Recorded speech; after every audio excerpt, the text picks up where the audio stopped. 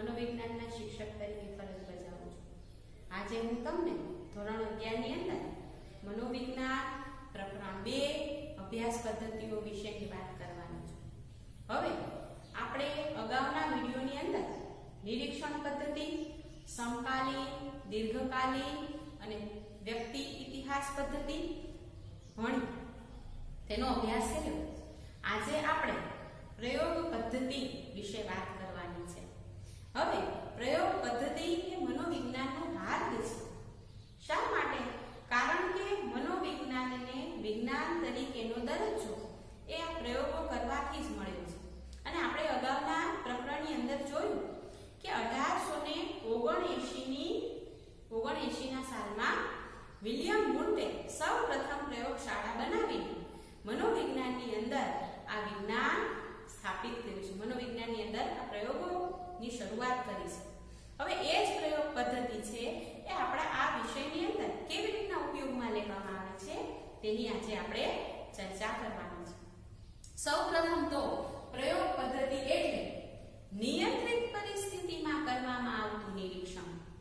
હવે નિયંત્રિત એટલે કે જ્યારે તમે કોઈ પરિસ્થિતિમાં કોઈ વિષયને લઈને પ્રયોગ કરો છો ત્યારે તે પરિસ્થિતિને તમારે ગોઠવવાની છે વ્યવસ્થિત। એ સાધનોને, એ વાતાવરણને, એ વ્યક્તિઓને, વ્યક્તિ ઉપર કરતા હોય તો વ્યક્તિ અને પ્રાણીઓ ઉપર કરતા હોય તો પ્રાણી, એ બધી જ બાબતોને નિયંત્રિત કરવાની છે। એટલે નિયંત્રિત પરિસ્થિતિમાં કરવામાં આવતું નિરીક્ષણ। અહીં પણ નિરીક્ષણ શબ્દ છે। નિરીક્ષણ એટલે આપણે ઝીણવટપૂર્વક જોવાનું છે, તપાસવાનું છે। તો અહીં પ્રયોગ કરતી વખતે તમારે પરિસ્થિતિને નિયંત્રણમાં રાખીને પછી તેનું નિરીક્ષણ કરવાનું છે। ત્યાર પછી બીજી વ્યાખ્યા કે પ્રયોગ એ હેતુપૂર્વક નક્કી કરેલ, જ્યારે તમે પ્રયોગ કરો છો ત્યારે તેના માટેનો જે વિષય છે, જે વ્યક્તિ છે, જે પરિસ્થિતિ છે, એ તમારા હેતુ, તમે જેના માટે પ્રયોગ કરો છો, જે વિષયને લઈને પ્રયોગ કરવા માંગો છો, એ હેતુપૂર્વક નક્કી કરેલી શરતોને આધારે તમારે ચોક્કસ પ્રકારના નિયમો સાથે, ચોક્કસ શરતોને આધારે જે પરિસ્થિતિ ઉત્પન્ન કરી છે તેમાં એ પરિસ્થિતિ ઊભી કરવાની છે અને પરિસ્થિતિ ઉત્પન્ન કરીને તેમાં જરૂરી ફેરફાર કરીને નિયંત્રણો મૂકી કરવામાં આવતું નિરીક્ષણ।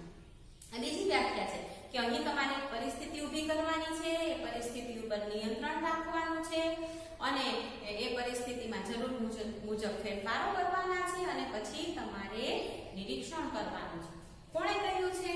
તો કે ટિશ્નર। તો અહીં પ્રયોગ પદ્ધતિની વ્યાખ્યા। હવે આપણે જોવાનું છે વિભાગ સી માં, વિભાગ બી માં પૂછાતો પ્રશ્ન પ્રયોગના લક્ષણો, જેમાં 4 લક્ષણો આપ્યા છે। પ્રયોગ એટલે શું? પ્રયોગના લક્ષણો જણાવો, એવું આપણને ટૂંકનોંધ સ્વરૂપે સવિસ્તાર પ્રશ્ન વિભાગ બી માં પણ પૂછી દે છે। તો એમાં પહેલું લક્ષણ છે નિયંત્રણ। નિયંત્રણ એટલે કંટ્રોલ।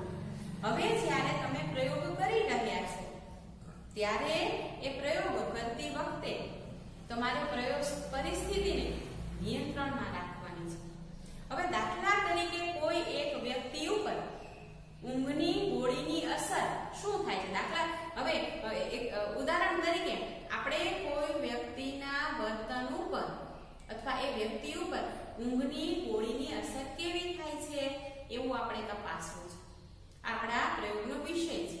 હવે એના ઉપર નિયંત્રણ શું? તો કે તમે જે વ્યક્તિઓ ઊંઘની ગોળી લેતા નથી તેવી વ્યક્તિઓ ઉપર જ તમે આ ગોળીની અસર તપાસી શકો છો। જે વ્યક્તિ કાયમ હંમેશા આ ઊંઘની ગોળી લઈને જ સૂવે છે તેના ઉપર આની અસર નહીં થાય। એટલે પ્રયોગ કરતી વખતે આપણે ખાસ ધ્યાન રાખવાનું છે કે જ્યારે આપણે પ્રયોગમાં જે પણ પરિવર્ત્ય, આગળ આવશે આપણે આ શબ્દ પરિવર્ત્ય એટલે એવી પરિસ્થિતિ પરિબળ કે જે તમે પ્રયોગની અંદર ઉપયોગમાં લ્યો છો, એ પરિવર્ત્ય ઉપર તમારે નિયંત્રણ રાખવાનું છે, તમારે કંટ્રોલમાં રાખવાની છે આ પરિસ્થિતિ। હવે અહીં ઊંઘની ગોળીની જે ઉદાહરણ છે તેની અંદર જે વ્યક્તિને ઊંઘની ગોળી આપવામાં આવે છે એને આ દવાની હેબિટ નથી, ટેવ નથી, એવી વ્યક્તિ ઉપર એની અસર તપાસવાની અને પછી આપણને ચોક્કસ પરિણામ, નિષ્કર્ષ મળશે। એટલે આવી રીતના આપણે પ્રયોગની અંદર નિયંત્રણ રાખી શકીએ છીએ. પછી બીજું છે પરિવર્તન. હવે તમે જ્યારે પ્રયોગ પદ્ધતિનો ઉપયોગ કરો છો ત્યારે તમારે એ પ્રયોગને પ્રયોગની અંદર આવતા પરિણામને વધારે સારું બનાવવા માટે, વધારે સારું પરિણામ લાવવા માટે પરિસ્થિતિમાં પરિવર્તન કરતા રહેવું જોઈએ, બદલાવ લાવતો રહેવો જોઈએ. તો શું થાય, અમુક સમયે બદલાવ લાવવાથી તમે વધારે સારા પરિણામ ઉપર, નિષ્કર્ષ ઉપર આવી શકો છો. હવે દાખલા તરીકે એક પ્રયોગ કર્યો કે ઘોંઘાટની વિદ્યાર્થીઓ ઉપર થતી અસર. હવે આ વિષય સાથે આપણે જ્યારે પ્રયોગ કર્યો ત્યારે ઘોંઘાટ ઉત્પન્ન કરી વિદ્યાર્થીઓના શિક્ષણ ઉપર તેની શું અસર થાય છે એ આપણે જુદા જુદા ઘોંઘાટ સાથે વિદ્યાર્થીઓ પર અસર તપાસી, એવી રીતના પરિવર્તન કરતા જઈએ તો પણ આપણને ચોક્કસ પરિણામ મળી શકે છે, જુદું જુદું અલગ અલગ પરિણામ મળી શકે છે. એટલે પ્રયોગની અંદર આપણે પરિવર્તન કરીને પણ પ્રયોગમાં વધારે સારા તારણ અને નિષ્કર્ષ ઉપર આવી શકીએ છીએ. પછી છે પુનરાવર્તન. પુનરાવર્તન એટલે વારંવાર રજૂઆત. હવે તમે જ્યારે પ્રયોગ કરો છો ત્યારે તમે પુનરાવર્તન પણ કરી શકો છો. એટલે એક પરિસ્થિતિમાં કોઈ પ્રયોગ કર્યો હોય તો અમુક સમય પછી એની જ પરિસ્થિતિ સાથે એના જ પરિવર્તિઓને પરિબળોને લઈને તમે ફરીવાર પ્રયોગ કરો તો તમને પહેલા કરતા કંઈક જુદું તારણ મળશે, નિષ્કર્ષ મળશે. એટલે તમારે સમય પ્રમાણે પુનરાવર્તન પણ કરવું જોઈએ. ઉદાહરણ તરીકે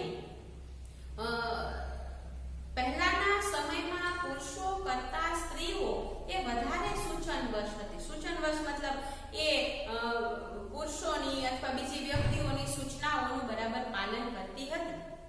હવે સમય બદલાયો, સ્ત્રીઓ શિક્ષિત થઈ, સ્ત્રીઓ વધારે સશક્ત બની. તો હવેના સમયમાં તમે સ્ત્રીઓ ઉપર જો આ પ્રયોગ કરો તો તમને વધારે સારું પરિણામ જોવા મળશે કે હવે એ સૂચનવશતાનું પ્રમાણ ઓછું થયું છે. તે પોતાની બુદ્ધિશક્તિથી, પોતાની રુચિ, અભિરુચિ, અભિયોગ્યતા પ્રમાણે કાર્ય કરતી થઈ છે. તો અહીં તમારા પ્રયોગની અંદર તમે પુનરાવર્તન, એકની એક પરિસ્થિતિને થોડા સમય પછી પણ પ્રયોગ કરીને, એટલે કે પુનરાવર્તનનો ઉપયોગ કરીને તમે પરિણામમાં બદલાવ લાવી શકો છો. ત્યાર પછી છે વસ્તુલક્ષિતા. હવે વસ્તુલક્ષિતા એટલે શું?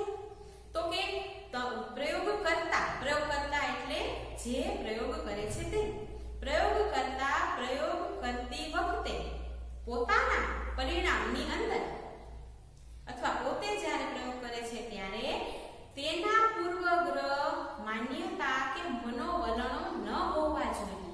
તેને વસ્તુલક્ષિતા કહેવાય. એટલે પૂર્વગ્રહ, મનોવલણ કે માન્યતા વગરનું જે નિરીક્ષણ કરવામાં આવે છે, જે પ્રયોગ કરવામાં આવે છે તેને વસ્તુલક્ષિતા કહેવાય. દાખલા તરીકે વ્યક્તિને ઊંઘની ગોળી આપી અને તેના ઉપર તેની કેવી અસર થાય છે આ એક વિષય લીધો. હવે એ વ્યક્તિને ઊંઘની ગોળી આપીને તાત્કાલિક એણે બગાસું ખાધું તો પ્રયોગ પાત્ર એ તારણ ઉપર આવી ગયા કે ઊંઘની ગોળીની અસર થાય છે.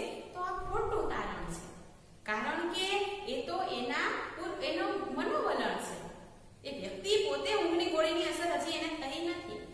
એટલે આ ખાસ ધ્યાન રાખવાનું છે કે વસ્તુલક્ષિતા એટલે શું? તો કે જ્યારે પ્રયોગકર્તા પ્રયોગ કરે છે ત્યારે તેના વિચાર, મનોવલણો, તેની માન્યતા, તેના પૂર્વગ્રહ એ પ્રયોગની અંદર આવવા જોઈએ નહીં. ત્યાર પછી છે પરિવર્ત્ય. હવે આપણા પ્રયોગની અંદર જ્યારે પ્રયોગ કરવામાં આવે છે ત્યારે અમુક પરિસ્થિતિ, પરિબળ કે જેનાથી પ્રયોગ કરવાનો હોય, પ્રયોગ કરતી વખતે જુદી જુદી પરિસ્થિતિ, પરિબળો ઉપયોગમાં લેવામાં આવતા હોય છે. હવે જ્યારે એવી પરિસ્થિતિ, ઘટના કે પરિબળ જેમાં પરિવર્તન થઈ શકે, તમે પ્રયોગ કરતી વખતે એવી પરિસ્થિતિઓ અને એવા પરિબળો લ્યો છો ઉપયોગમાં કે જેમાં તમે ફેરફાર કરી શકો છો, જેનાથી તમે પ્રયોગ કરી શકો છો, તો આ દરેક એવી પરિસ્થિતિ, પરિબળને પરિવર્ત્ય કહેવાય. અને પરિવર્ત્ય વગર પ્રયોગ શક્ય નથી. એટલે પ્રયોગની અંદર પરિવર્ત્ય જરૂરી છે અને પરિવર્ત્યોની મદદથી જ આપણે પ્રયોગને વધારે સારું બનાવી શકીએ છીએ. એટલે પરિવર્ત્ય એટલે શું યાદ રાખવાનું કે એવી પરિસ્થિતિ કે પરિબળ કે જેમાં તમે તમારી જરૂરિયાત મુજબ ફેરફાર કરી શકો છો. પછી છે પરિવર્ત્યના પ્રકાર. વિભાગ સી અને વિભાગ ડી માં પૂછાતો પ્રશ્ન કે પરિવર્ત્યમાં પહેલું છે સ્વતંત્ર પરિવર્ત્ય. હવે સ્વતંત્ર પરિવર્ત્ય એટલે શું? તો કે તમે પ્રયોગની અંદર એવી પરિસ્થિતિ અને પરિબળ ઉપયોગમાં લ્યો છો કે જેમાં તમે તમારી ઈચ્છા મુજબ ફેરફાર કરી શકો છો. તેને સ્વતંત્ર પરિવર્ત્ય કહેવામાં આવે છે.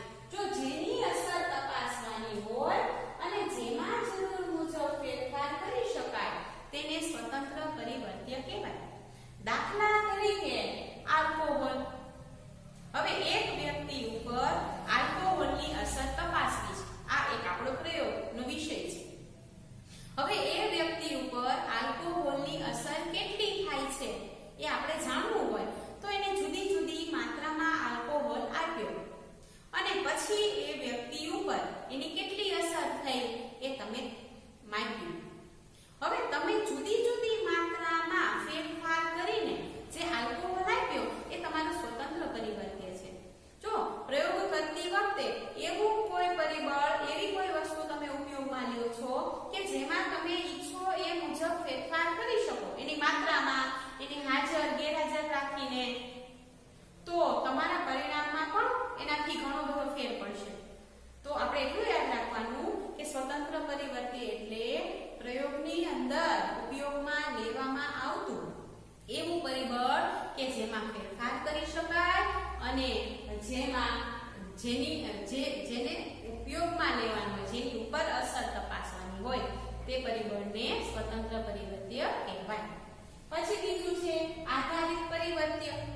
હવે આધારિત શબ્દ ઉપરથી જ આપણને ખ્યાલ આવી જાય છે કે સ્વતંત્ર પરિવર્ત્ય જેના ઉપર આધાર રાખે છે તેને આધારિત પરિવર્ત્ય કહેવાય.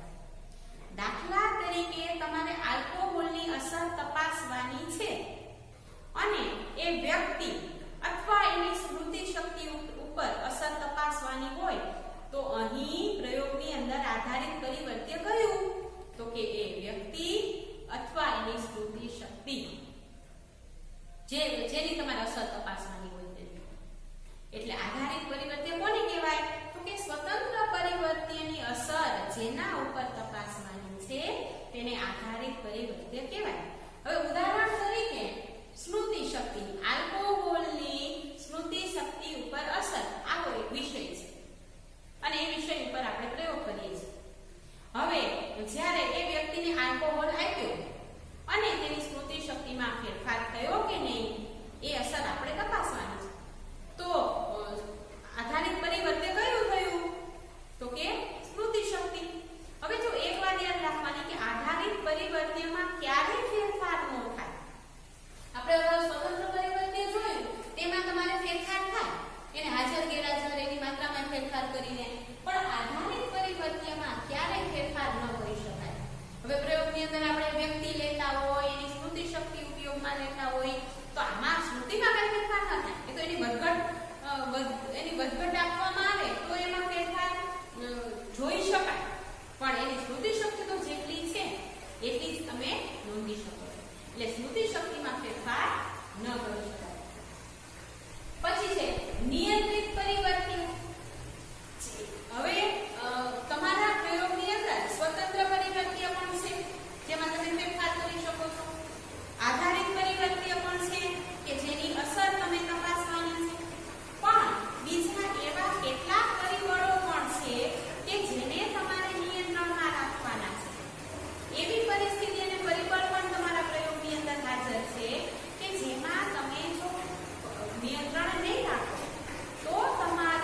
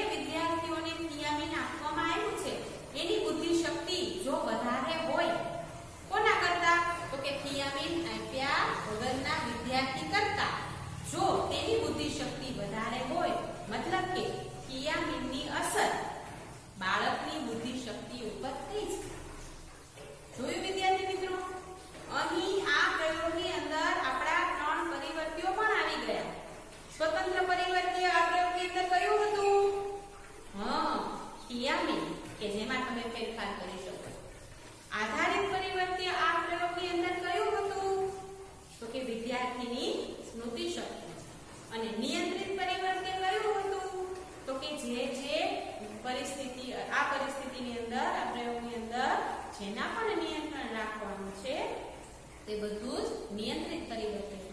તો આવી રીતના આજે આપણે પ્રયોગની વ્યાખ્યા, પ્રયોગના લક્ષણો અને પરિવર્તનના પ્રકાર જોયા. હજુ